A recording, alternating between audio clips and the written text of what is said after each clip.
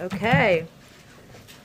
As you may know, or now you will know, today is Equal Pay Day, and we have two special guests from the Council of Economic Advisors, Chair Cecilia Rouse and member Heather Boucher. Chair Cecilia Rouse recently served as the Dean of the Princeton School of Public and International Affairs. She is a renowned labor economist with expertise centered in the economics of education and equality. Cecilia previously served as a member of the Council of Economic Advisors in the Obama-Biden administration and on the National Economic Council in the Clinton administration. She is the first African American and just the fourth woman to lead the CEA in the last 74 years of its existence. Heather is a longtime economic counselor to President Biden and previously served as president and CEO of the Washington Center for Equitable Growth. An expert on the impact of structural inequities on economic growth, she served as the chief economist for Secretary of State Hillary Clinton's 2016 presidential transition team and as an economist for a range of think tanks and the Congressional Joint Economic Committee. They both have quite some resumes. I'm going to turn it over to them. They will each make some brief remarks and we'll be able to take a couple of questions, and they actually have a meeting with the vice president they'll have to get to shortly thereafter. So with that, I will turn it over. Good afternoon. It's a pleasure to be here today. So today is Equal Pay Day, a day that is a symbolic representation of how far into this year women must work to catch up to what men made in the previous year. Women working full-time year-round are typically paid just 82 cents for every dollar paid to men. It's a reminder of the work that remains to be done to advance equity and ensure that all Americans have the opportunity to reach their full potential. Because of this gender gap, women lose thousands of dollars each year and hundreds of thousands of dollars over a lifetime. The disparities are greater for Black and Hispanic women, who earn 63 cents and 55 cents for every dollar that a white man earns. What does this mean? So a Black woman must work around 19 months to earn what a white man would earn in 1 year. For a Hispanic woman, that is almost 22 months. So what does this really mean? It means I shouldn't be standing here today in front of you, and really I should be here sometime in August. So what are we doing about it? President Biden and Vice President Harris believe we must begin by passing the Paycheck Fairness Act. This bill would be an important step towards ending pay discrimination through transparency and accountability for employers. They believe we must provide paid family and medical leave, make childcare more affordable, and build pipelines for training that enable women to access higher-paying jobs. They are also committed to raising pay for childcare workers, preschool teachers, home health aides, and others in the care economy, and taking additional steps to increase wages for American workers, such as raising the minimum wage and empowering workers to organize and collectively bargain, both of which are important to reducing the wage gap for women. We have made progress. My daughter is here today. She's downstairs. And when I was her age, the gender wage gap was about 60% compared to 82% today. That said, there is still a lot of work to do. The Biden-Harris administration is working to make sure our daughters have the same opportunities that our sons do, and to make sure that every American is given a fair shot to get ahead in this country. These aren't simply women's issues. They affect all families, the ability of our economy to recover, and our nation's competitiveness. With that, I'll turn it over to Heather.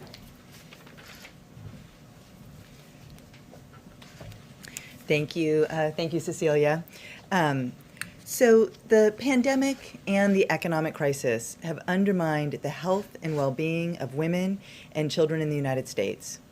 There are now 4.2 million fewer women working than there were in February of 2020, in large part because of the pandemic. Millions more women have had to reduce their hours, often because taking care of the children is a responsibility that continues to fall disproportionately on women. Our economic recovery depends on us addressing the barriers that have hampered women from fully participating in the labor force. So here's the good news. The American Rescue Plan will change the course of the pandemic and deliver immediate relief and support to women, families, and their communities, critical to building a more equitable economy. The plan will increase the child tax credit from $2,000 per child to about $3,000 per child, and even more for a child under the age of 6. This means a typical family of 4 with 2 young children will receive an additional $3,200 in assistance to cover the costs associated with raising children. This will benefit 66 million children. The plan will also increase the earned income tax credit for 17 million workers by as much as $1,000, benefiting many cashiers, food preparers and servers, and home health aides, those frontline workers who have helped their communities get through this crisis, many of whom are women, many of whom are women of color. The plan also expands child care assistance, helping hard-hit child care providers who are disproportionately women of color cover their costs. And it will give families an additional tax credit to help them cut their child care costs. Families will get back as a refundable tax credit as much as half of their spending on child care for children under age 13, so they can receive a total of up to $4,000 for one child or up to $8,000 for 2 or more children. If we add it all up, these are historic actions that will not only help rescue our economy, they will help support our country's women and their families. But we know, as Cecilia pointed out, we have to do more to close the wage gap and to take steps to ensure that all women, especially women of color, have their shot to get ahead. And so with that, we will take some questions. Okay, Jennifer, kick us off. Okay, thanks. Question for you both. This is on racial economic gaps. During the campaign, President Biden talked about wanting the Federal Reserve to close income gaps, and he wanted to measure the progress they make in closing those racial economic gaps. Would you be willing to say if any steps have been taken so far towards requiring that sort of thing? Is the White House still interested in talking to Congress about amending the Fed Act to require some sort of measures? Sure, I'm happy to take that. So I can't speak to that exactly at this time. What I can say is that this administration, across the administration, we are committed to addressing the racial wage gaps and racial inequity gaps. I can say at the CEA, for example, we are using data to understand the impact of all of our policies when we study what's happening in the economy. We want to look at how it's not just affecting the average, but looking at all groups. And I would also mention that when Chairman Powell testified yesterday, I think it was just yesterday, and last week, he pointed to the fact that as the Federal Reserve is doing its monetary policy, it is looking not just for the average unemployment rate to change, he is looking to see that the economy is doing well for everybody. So, we are very aligned in that. Go ahead. Thanks for doing this. Josh Boak with AP. Lots of Americans thought educational attainment would close the gender wage gap and racial inequality. But in fact, if you look at college grads, the gap widens between men and women. Some of that is due to age, but what are the factors driving here? Why hasn't educational attainment delivered more? I'm happy. Yeah, so, educational attainment was actually very instrumental in making some of the gains between my daughter, the wage gap when I was coming up and my daughter.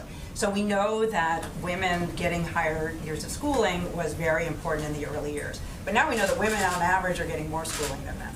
So that is why it is not contributing as much. And what we see then is that there are other factors. So we see that the wage gap among young adults is actually fairly small, and it opens up, particularly when women start families, which is why the care economy and the efforts we're making to ensure that workers, not just women, but all workers, can balance work and family is going to be so important. We also know that flexible workplaces is very important for helping workers to balance work life, the work responsibilities and job responsibilities. Claudia Golden at Harvard, for example, has found that the wage gap is smaller in occupations such as pharmacists, where there's just more flexibility baked into the occupation. So there's still more work to be done, and I think it really goes to helping women in particular, but all workers balance responsibilities of family and work. Karen?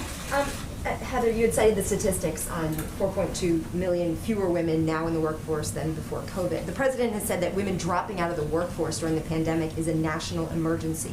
Are there new measures under discussion now specifically on that issue to reintroduce women back into the workforce, part of the Build Back Better plan, and what can be done to bring them back in?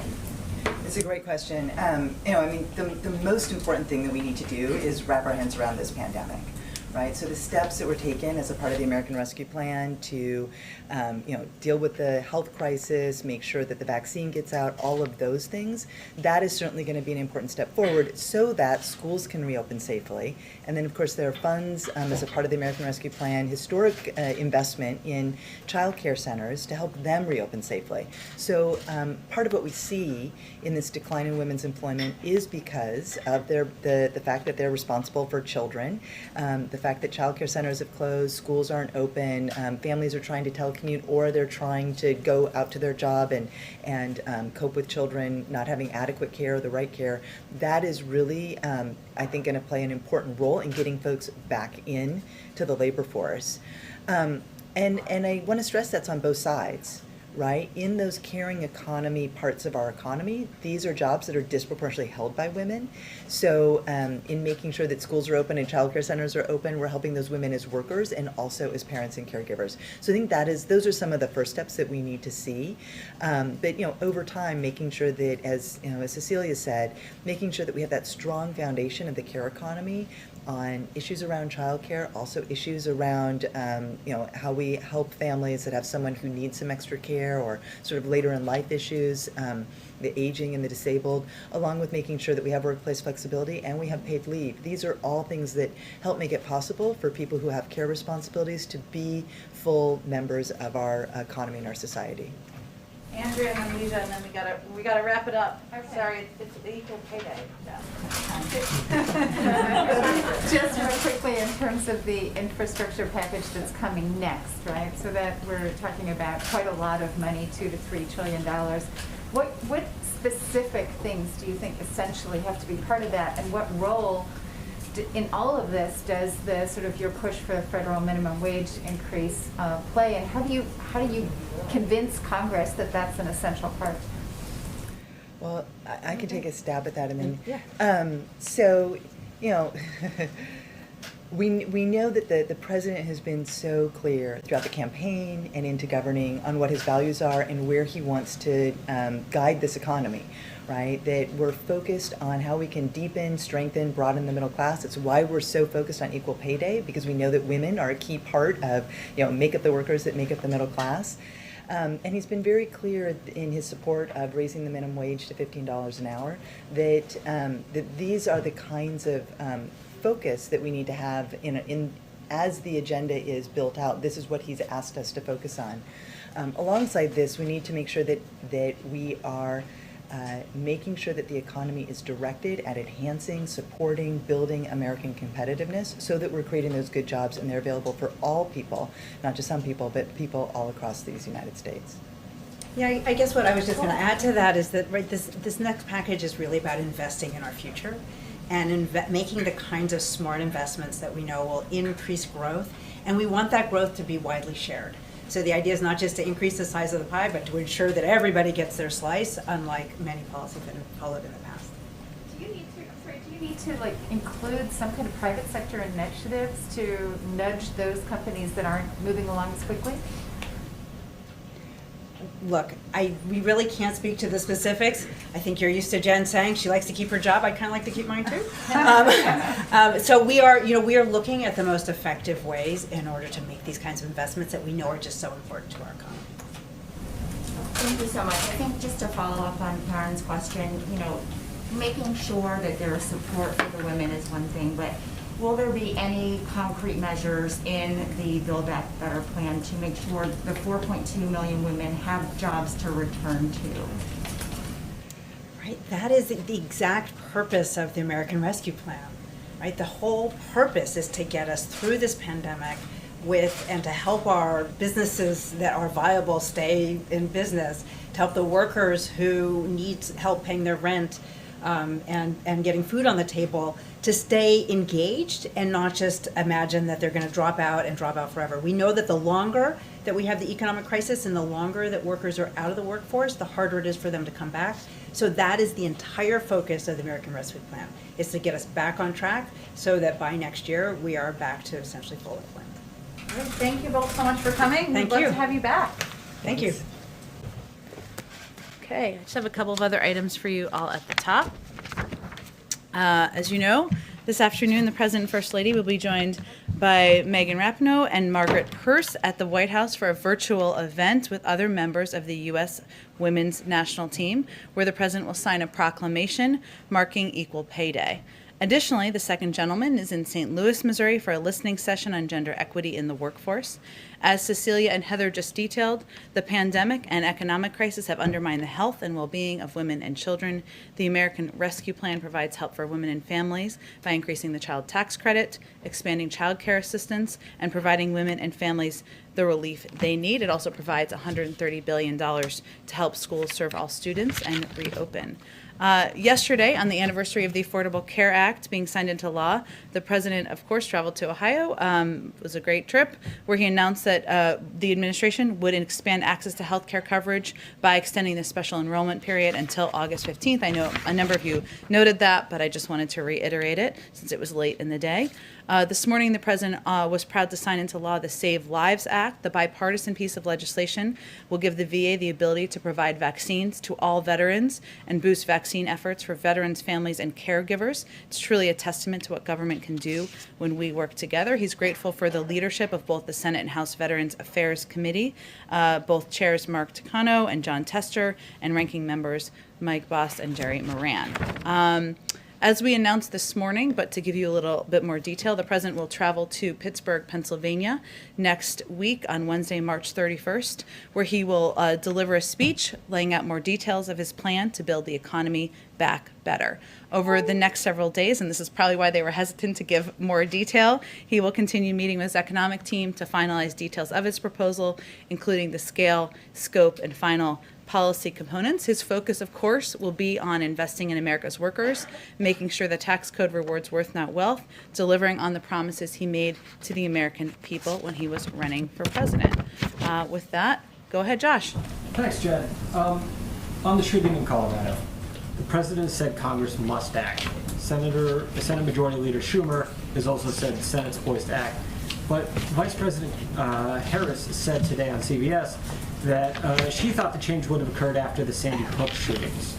And I'm curious, what does the president think is different this time, and how has he changed his approach so that this administration can pass these changes when in the past it failed?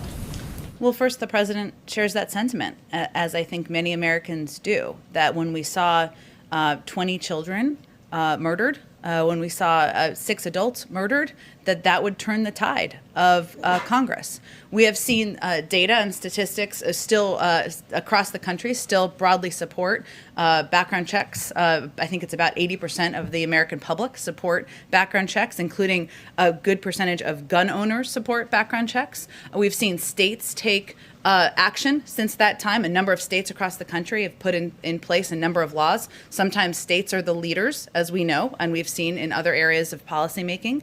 But I think the president, who has been in public life and public office for 50 years, more than 50 years, would be the first to tell you if he were standing here that just because you don't get the policy making, the legislation done the first time, it doesn't mean you quit trying. And certainly tragedies like we saw earlier this week, like we saw last week, mass shootings that are killing innocent lives, leaving family members without their loved ones, is a reminder of how important and vital that is. He has talked about, as he did yesterday, the importance of working with Congress. I know the vice president touched on the fact that if we want something to be permanent, if we want it to be lasting, we need it to be legislation. He certainly believes that. But there are also executive actions under consideration that we will continue working through internally. And there's lots of levers you can take, obviously, as president and vice president. And then secondly, today's the first chance for many in the media to see the situation on the southern border at government facilities. Yeah.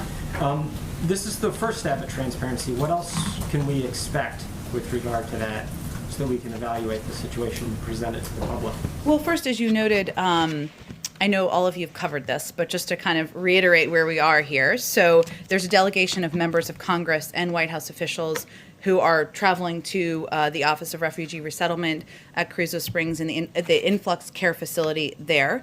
There is a network pool camera that will be a part of this journey, which will ensure that there's network pool coverage, or network pool footage, I should say, that is provided to all of the networks, so that you can all see as the media for yourselves and be able to provide analysis on that B-roll footage. And we are also remain committed to transparency, and will continue to work with agencies on creating avenues for media access to and visibility into these facilities. So I think our balance is, of course, privacy, as you all know. It is also that we are in the middle of a pandemic, and that these facilities, of course, can't become forums for media access all day long, every day. I think we all agree on that balance, but we will continue to look for ways to increase transparency and provide additional access and fulfill requests. Go ahead.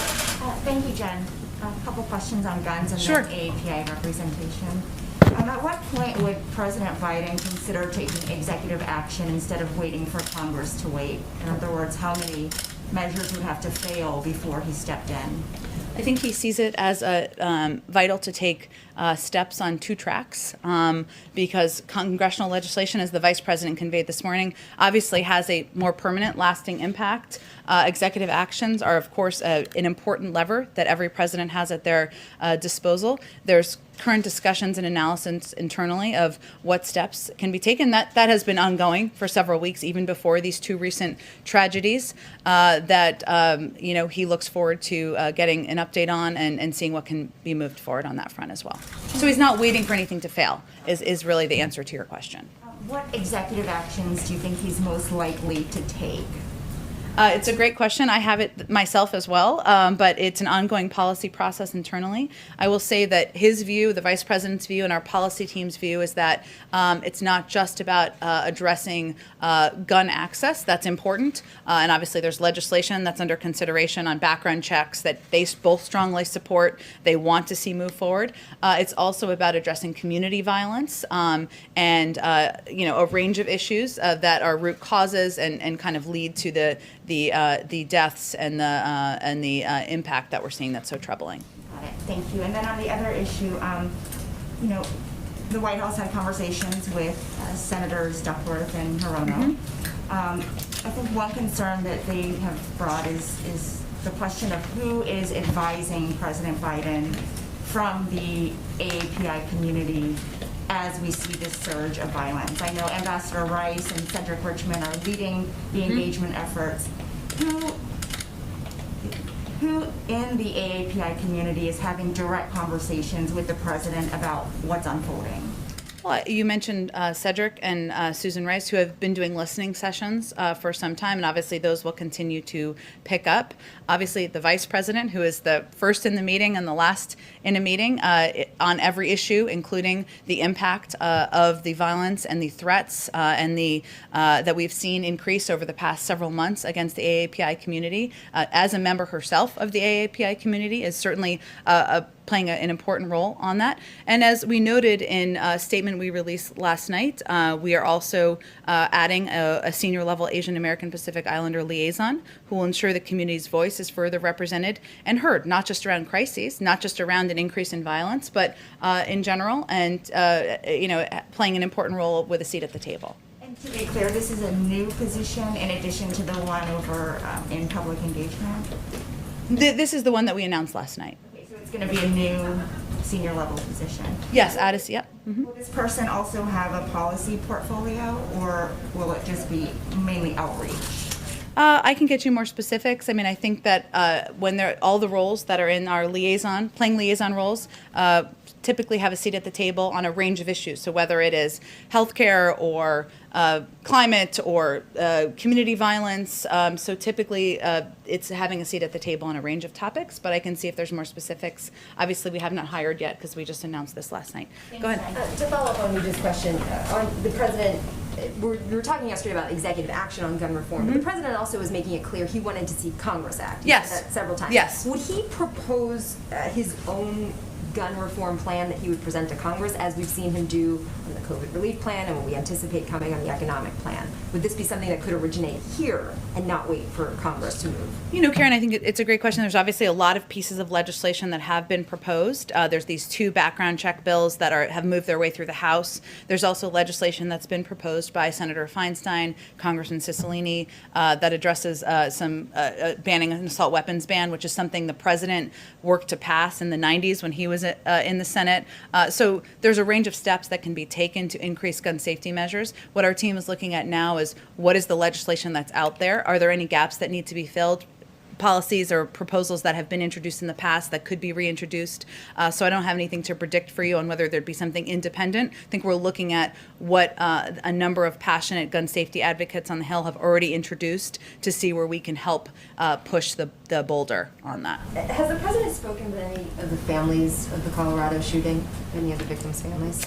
I don't have any calls to read out for you. You know, he is somebody who obviously has a deep connection to loss, and we don't always read out those calls. I can check and see if there's anything that he has done that he'd be comfortable conveying to all of you. Can I just do one more on the Sure, go program? Could you give us an update on progress from the Family Reunification Task Force? Have there been families, children reunited back with their parents? Where does that stand right now? There have been, and a lot of that has happened through lawyers and outside groups and the NGO community that plays an incredible role here. There will be an update provided at day 120 that will be more of an official report and update out of the Department of Homeland Security. So in advance of that, I'm not sure we'll have incremental updates, but there have been some progress made thanks in large part to the work of legal experts and NGOs on the outside. The task force is working with those NGOs? They're in touch with them as well, but we'll have our first formal update at day 120, and then I believe every 60 days thereafter. Go ahead, Jeff. Jen, why did the president wait until there was another shooting, until he addressed gun violence in America? He actually addressed it. We put out a statement in his name on the anniversary of in early February, the anniversary of the shooting in Florida. So he has addressed it before, and certainly has addressed it even as president, and will continue to address it as president. And as you know, Jeff, from covering him in Congress for a long time, this has been a passion of his, putting in place gun safety measures throughout his career. That's why he fought to get the Brady bill passed, why he fought to ban assault weapons, why he was the lead in the Obama-Biden administration in putting in place more than a dozen executive actions to make it safer for our communities, and it's something that he will continue to work on as president. Of course, he knows, though, that the president's bully pulpit is unparalleled, and yet it took him until more than 60 days into his presidency to talk about gun violence on camera in America. What does that say about his commitment or how much political capital he's willing to spend on this issue?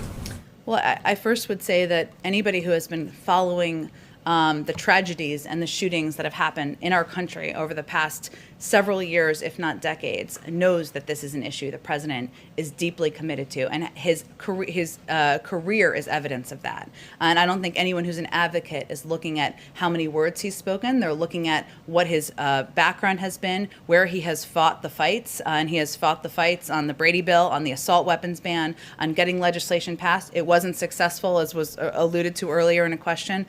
We know that. But this is something he's going to put his shoulder into. He's going to work with members of both parties. He's going to certainly advocate for. And I think for those who have survived gun violence, for those who've lost family members, they're really looking for action, and they're really looking at the record that he has over the course of the decades of his career. If I could follow up on the question on the border. The access being granted today for the pool is of a facility that is aspirational of where you want to move these children. Mm-hmm. What about access to the facilities where there is overcrowding and there is an actual problem? Why was this one chosen over the? We're also open to providing access there, and this is just the first step in a process of providing greater access to the media. When would that decision be made? You said earlier in this week that you would be working on access. Is this the only access, or will that be coming in No, the coming days? I would consider it's ongoing, and we wanted to provide pool coverage, as you all know, who are in the television field of television, that allows for a video camera to provide access to all the networks. We felt that would be a good first step, and we're looking forward to continuing to engage about how to provide increased Would access. you agree, though, that you've chosen the facility that is the aspirational facility as opposed to the problem at this moment? Well, I would say we all agree that the Border Patrol facilities are not places where children should be. They are, children should be moving more quickly through those facilities. That is what our policy central focus is right now, as you know, Jeff. And there are also, it's also becoming a public health concern because of the number of kids who are moving through those facilities and the fact. Why not show those to the American people? We will, and we are working with the Border Patrol and with DHS to determine how we can do that. Go ahead, Jennifer. On Iraq and withdrawing U.S. troops from Iraq, could you please give us an update on Iraq's request for the start of talks on that withdrawal, please? That's something we are looking forward to convening next month. And I'm not sure if I have an update other than to convey that we look forward to our strategic dialogue with the government of Iraq over the month of April. The meetings will further clarify that coalition forces are in Iraq at the invitation of the Iraqi government and solely for the purpose of training and advising Iraqi forces to ensure that ISIS cannot reconstitute. And we are committed first and foremost to Iraq's sovereignty. We look forward to these important discussions with Iraqi leaders on the future of our partnership that will convene next month. Go ahead, Andrew. Got a couple of quick ones for you. So on Nord Stream 2, that is an issue that keeps coming up in the relationship with Germany. How soon do you think those sanctions will be implemented? And has the president had a chance to discuss this issue at his level with the Chancellor of Germany? I don't have any calls, although we do read out the calls that he does. So you would certainly know if he had a call with the Chancellor of Germany, I can assure you. So not a new one that I'm aware of that you are not aware of. We continue to believe it's a bad deal. I don't think we have an update on our policy position beyond that. Okay, and then 14 states have now sued the administration over the oil and gas, over the pause in oil and gas leasing. What do you say to that, and how do you move beyond that? I mean, how do you, I realize there's a legal process, but how do you get your point across in this legal environment? Well, I would say first, oil and gas jobs aren't going anywhere. The outgoing administration flooded the oil markets with cheap federal leases. This will not affect oil and gas production or jobs for years to come. And what President Biden has pledged to do is invest to create jobs and ensure America leads the clean energy revolution, which is where the industry is largely going anyway, where there is the greatest opportunity for job creation. He wants to create good-paying union jobs, and that's something he believes and he's committed to doing. I think there's a lot of there is some misinformation out there about what this means, which is why it's not, I'm not saying from the media, I'm just saying in general. Again, there are oil and gas jobs that are out there. The existing leases will continue. He's really talking about future leases. And then just one more on the gun issue. I know this is kind of a crazy question, but It's always a good lead-in when it's a crazy question. It's quite a lead-in. given the history of people trying to enact gun control legislation in this country, is there some consideration to taking a look at the Second Amendment and just addressing it from a sort of the underlying constitutional right to bear arms? Is that something that the president feels needs to be called into question so many years after the revolution? No one is talking about overturning or changing the Second Amendment. What our focus is on is putting in place common sense measures that will make our community safer, make families safer, make kids safer. The majority of the American public supports background checks. The majority of the American public does not believe that anyone needs to have an assault weapon. So that's really what our focus is on at this point in time. Joe Manchin is not in support of this. Once again, you have a Democrat, a member of the president's own party, who is already signaling that he will not support that. You have a very slim majority. Can you convince Republicans to support this legislation so that you can work around a Democrat that's not supporting it?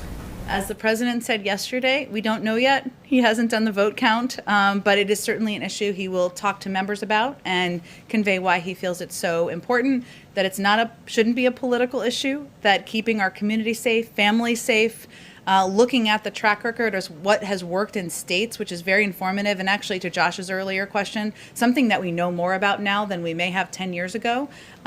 So he will be conveying that to members he's communicating with. Go ahead. Two questions. Following up on Weeja's questions about representation, the Biden administration is the first in 20 years to not have an Asian American lead one of the 15 executive departments in the cabinet. So how does the White House square that fact with the president's pledges to make this the most representative, most diverse in history? Well, I will just say the president remains committed to making sure this is the most diverse administration in history. That has always been, remains our goal. We've made a lot of progress. We have the most diverse cabinet in history. But we will continue to make progress. We have AAPI staff at senior levels and at all levels of the administration, and we will continue to work to find ways to elevate AAPI voices at the highest level of government. There are a number of cabinet level. I know it's not 15 members, but just to note, obviously Catherine Tai, who received overwhelming support in the Senate in her approval to be confirmed for USTR, Julie Su at the Department of Labor, Kiran Ahuja, I'm going to butcher that name and I apologize to Kiran, at OPM, Todd Kim, the Assistant Attorney General at DOJ. So we will continue, and obviously there are more positions and roles that we need to fill. And I will say first and foremost, the president's view is that we need to listen, and that is an important component of how we're communicating with members of Congress as concerns arise, also with leaders in the community, as he and the vice president did last Friday, why it's so important as we look to policy making to have senior members of our administration do listening sessions in the community to determine how we can best address needs.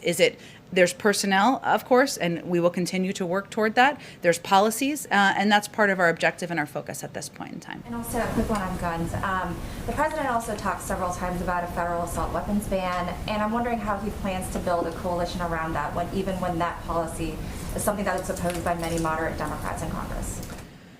Well, though it is supported by the majority of the American people, and that is an important fact. It's something that he has long had a view and a belief that no one needs an assault weapon, that it is not something that should be a part of what people have access to in this country. And he will continue to, so it's like, you're asking kind of who will he talk to or who will he plan to build a coalition in Congress to build up support? Well, part of it is certainly communicating with the advocates. It's communicating with outside groups, with gun owners, many of whom will tell you that they don't believe they would support an assault weapons ban. Communicating with leaders in states where laws have been put in place that have been impactful. And obviously having conversations with members he's known for some time, having them at the staff level, and determining if we can find a path forward. Go ahead. Thank you, Jen. I'd like to ask you two questions. The first about marijuana and the second about a bit of a historical mystery I'm hoping you could help us solve. Okay. There's a lot of setups for these questions today. I like it. Go ahead. Sure. So Vice President Kamala Harris says that she is a past marijuana smoker. She said, quote, "It gives people joy and we need more joy in this world." She is with a clear majority of the U.S. population in supporting marijuana legalization. According to polls, 2/3 of people do, including about half of Republicans. Yet last week, the Daily Beast reported that there were dozens of White House staffers who were either disciplined or terminated from their jobs for past marijuana use. You seem to confirm 5 terminations on Twitter. And my question is, why would President Biden allow this to happen, especially considering the White House staff were led to believe that pot use would not be disqualifying, and especially considering the Vice President is herself a former marijuana user? Well, let me first say that what we tried to do as an administration was work with the Security Service, who actually makes these determinations about suitability for serving in government. In the past, and I served in the Obama-Biden administration, the rules were actually far more stringent. So that isn't about anyone's personal point of view. It's about working through the process, the history, and modernizing it and taking steps to address the fact that marijuana is legal in a number of states across the country. It is still illegal federally, right? We know that. There were, as I noted, I think in our comment last week, 5 individuals who are no longer employed at the White House. A number of them, there were other security issues that were raised. And, that's an unfortunate conclusion, of course, but what we tried to do is enable additional members of the team who would not have been able to continue serving in past administrations to continue serving by updating our policy in coordination with the security service. Follow up on that. Surely President Biden could, implement changes here unilaterally and just say that these people can come to work for him. Well, I think Why- if marijuana was federally legal, that might be a different circumstance. But I don't think I have any more for this on you. On this for you. Go ahead. Have any more data on the number of people impacted other than the 5 people who were terminated? I don't have any more data for you other than to convey that there were a number of people who would not have been able to serve in past administrations, and because of our efforts to modernize and work with the security service, they're able to serve. Did you have another question? Yes, I did. Okay. This is as I set it up, a bit of a mystery, and I'm sure that you've inquired about this yourself. And, Oh, okay. Where's the hopefully- cat? No, it's not that. Okay. So there was a report last year from the Senate Finance and Homeland Security Committees.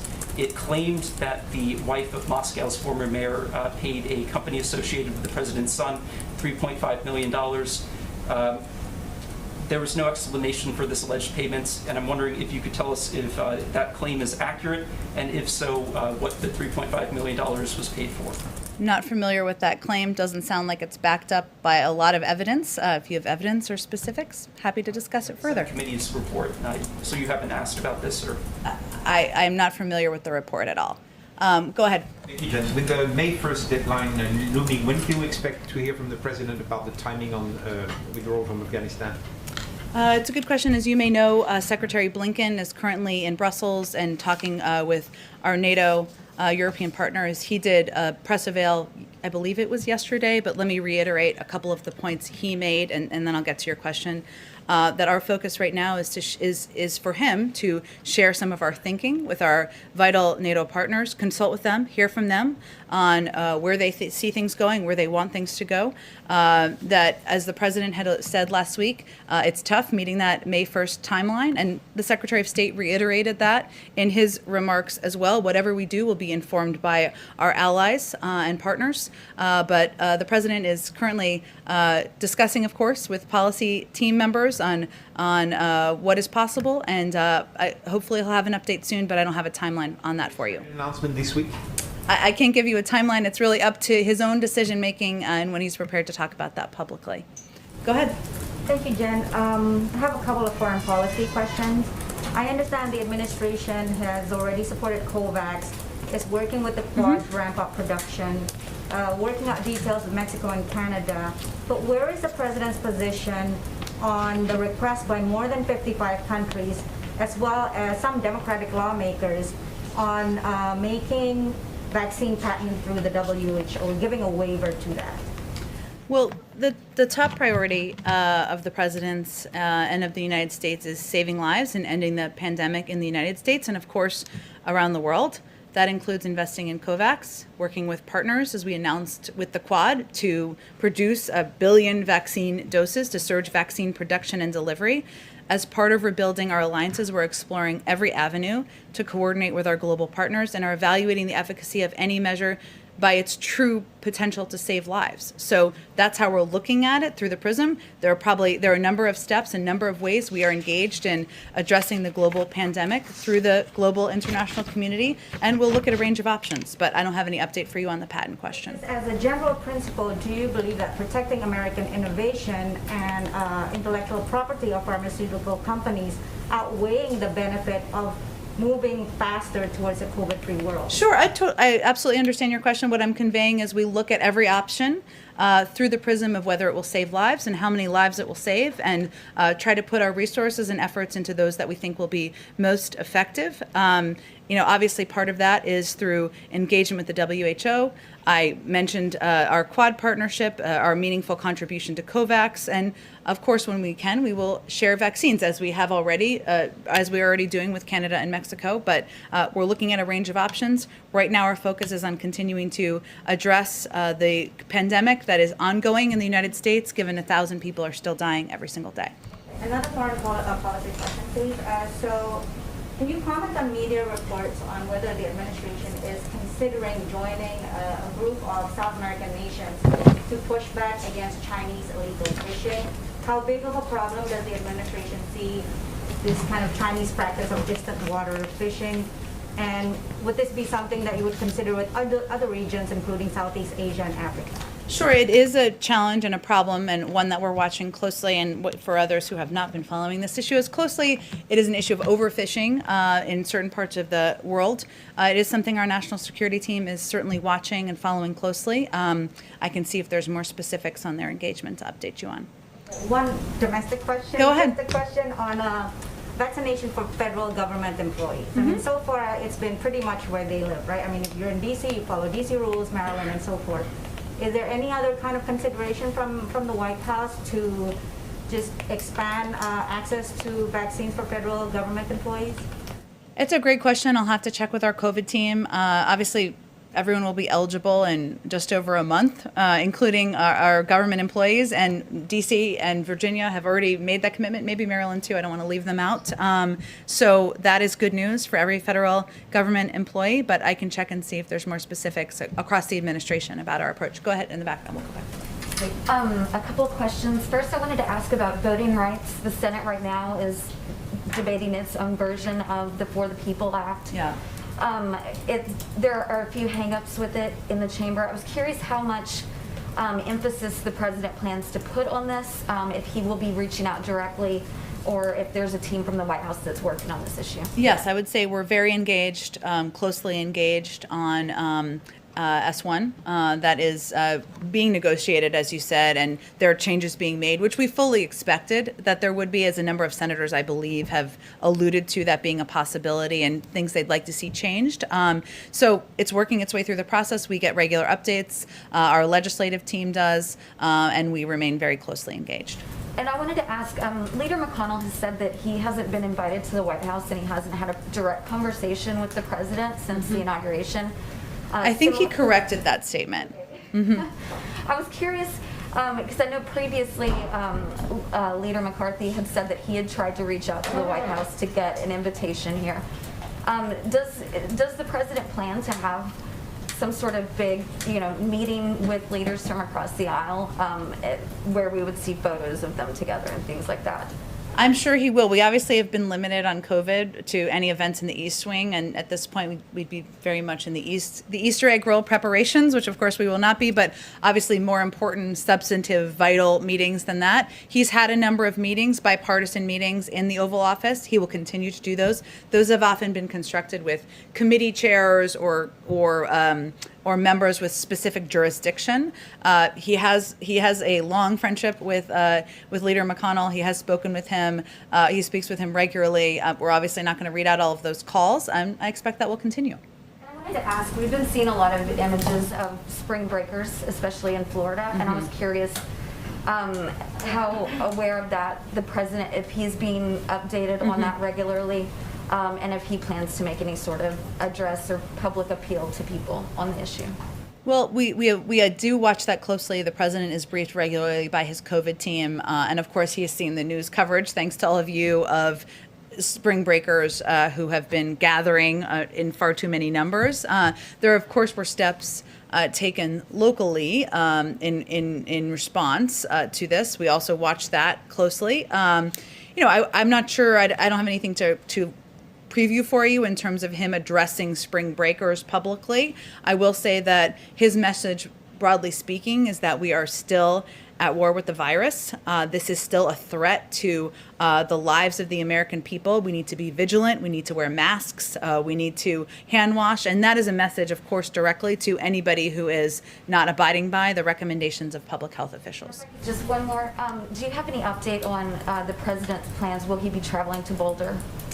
I don't have any updates on that. As you all know, this tragedy only happened just about 36 hours ago, and obviously that would be done in consultation with local officials who I know are still digesting the events and in their community, working on healing in their community. I can note, since you reminded me, he did speak with the mayor this morning as well, and he had spoken with the governor yesterday, and will remain in close touch. Let me just go to the back, and then we'll come back. Go ahead in the back, Lal. Thank you, Jen.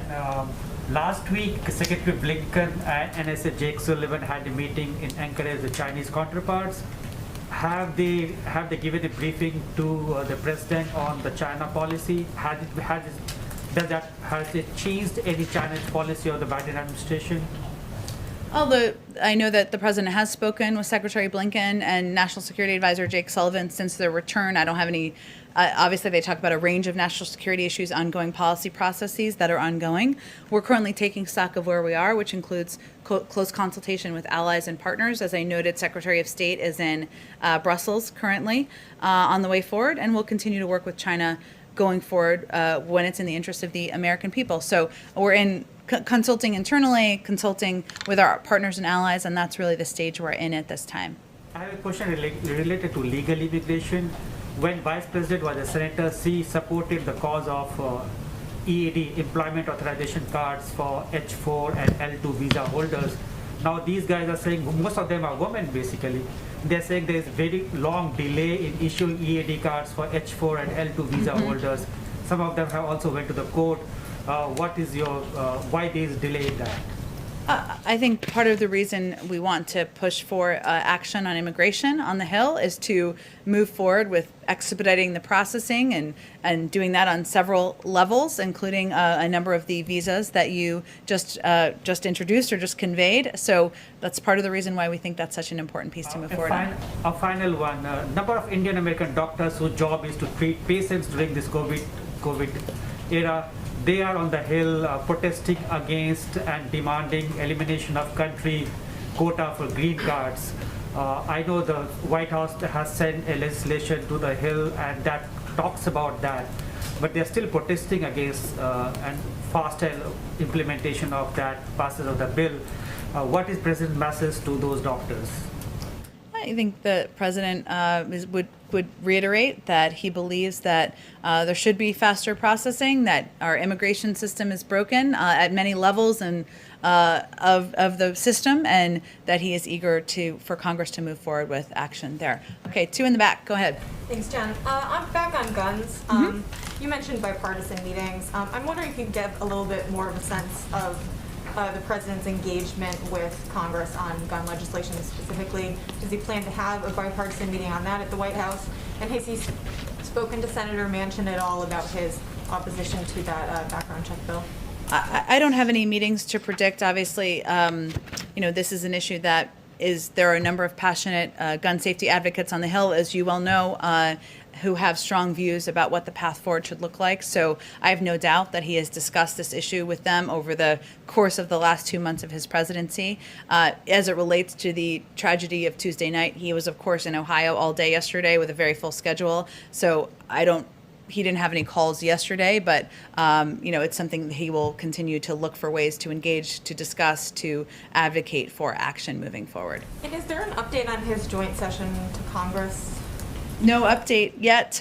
We have a speech coming up next week, and we certainly he remains interested in and committed to doing a joint session. We remain engaged with them, but I don't have an update on the specific timing. And if I can just ask one more from one of the reporters in the pool who couldn't Go ahead. be here. There was an Axios report today that he met with historians to discuss how aggressive he could be on his economic agenda, among other topics. I'm wondering if you can confirm the meeting and maybe tell us who was involved and why he felt the need to meet with historians on this. I will tell you, presidents love historians. I know this this is my second president working for. I think it's important to learn from what worked and didn't work in the past and gain perspective from people who study that. He did meet with historians a couple of weeks ago. I don't have the list of names in front of me. I can see if there's more details we can provide. And really, it's meant to have an open conversation about the challenges our country is facing and looking back at history. And it's a moment to step back and reflect and use it as lessons moving forward.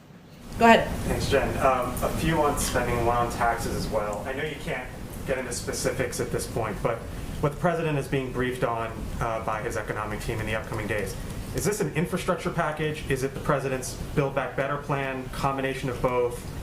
Give us an overview of what it is. Well, our Build Back Better agenda, his Build Back Better agenda, includes a number of components that he talked about on the campaign trail. Infrastructure is part of it, making the tax code fair and one that rewards work and not wealth is part of it. Doing better by our caregivers is part of that. Increasing access to health care is part of it. Investing in our clean energy economy is part of it. There are several components he talked about on the campaign trail. And right now, what he's talking with his economic team and advisors about is what the scale, the scope, and the components will look like in what he's going to move forward and propose next week. The $3 trillion number has been put out there. I know the White House hasn't confirmed that, but is it possible that it goes above $3 trillion? Like, is $3 trillion viewed as the cap, or it's certainly possible it could go even higher?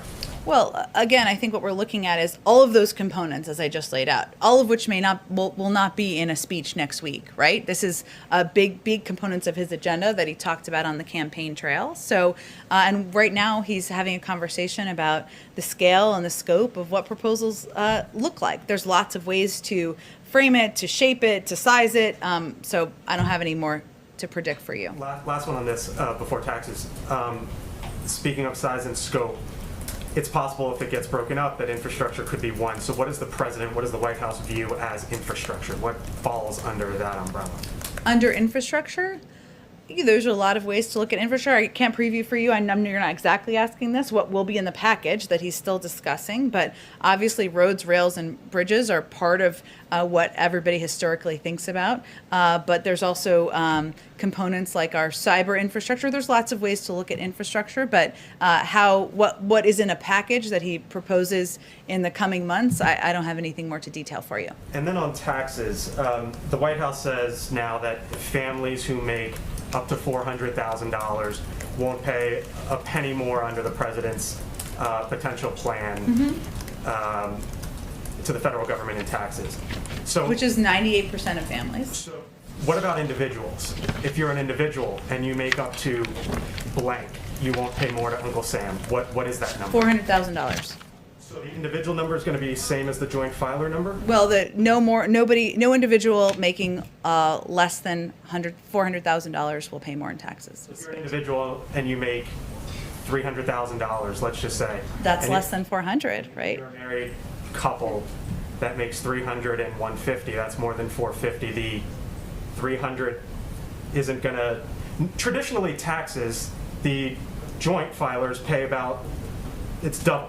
But you're saying now it'll be the same rate. I think we'll have more to say when we actually roll out a tax proposal, which we have not done yet. So this is a commitment he made on the campaign trail, which he's committed to abiding by. But once we propose a tax proposal, we'll have more to discuss on it. So just to be clear, individual filers, if you make up to $400,000, you're an individual, you will not pay a penny more, just like families won't pay a penny more. That's right. A quick one, as the Yeah. poller from a Yeah. TV colleague who can't be here today. Yeah. Can you give us an update on Major and Champ and whether they're at the White House? I was waiting for this to come up. Of course. Champ and Major are here at the White House. They joined the first family at Camp David last weekend and returned with them on Sunday. The dogs will come and go, and it will not be uncommon for them to head back to Delaware on occasion, as the President and First Lady often do as well. Is it about the dogs? Okay. On Colin Call, he's one of the president's nominees for Yes. the top Pentagon post. He barely just made it out of committee right now. Can you say, is the White House still behind his nomination? It's been controversial from the beginning. Any thoughts on that? Absolutely. Colin is qualified, he's experienced, and he would bring an incredible reservoir of perspective to the job at the Department of Defense, and so we look forward to his confirmation. So no consideration whatsoever of withdrawing his nomination? If I could close the loop on a Leader McConnell question. You said they speak regularly. He says that they've only spoken one time. He corrected his statement saying they spoke one time on Burma. Mm-hmm. Have they spoken beyond that one time? I don't have any more calls, I don't think, to read out for you, which we will not make a case of doing, as you know, so I don't have more to read out for you. Has the President's definition of bipartisanship changed since he arrived in office on January 20th? No, his definition of bipartisanship has always been working on behalf of the American people and governing for all people, whether it's Democrats, Republicans, independents, and moving forward on proposals and policies that will make their lives better. With or without Republican votes? Well, he doesn't believe that bipartisanship is defined by the zip code here. He believes it's on how we can deliver relief to the American people. Thanks. Okay, thanks everyone. Do you have any timing when you might announce a replacement for Neera Tanden? I do not, but Shalonda Young is confirmed. She will be the acting, and so, but I don't have a personnel preview for you on that particular role. Jen, can I have one more question on China vaccine diplomacy? Is the administration doing anything specific to push back against requirements by China for countries to cut back or reduce ties to Taiwan? Is the administration? I will check with our national security team if there's anything for that on that for you. Thank you.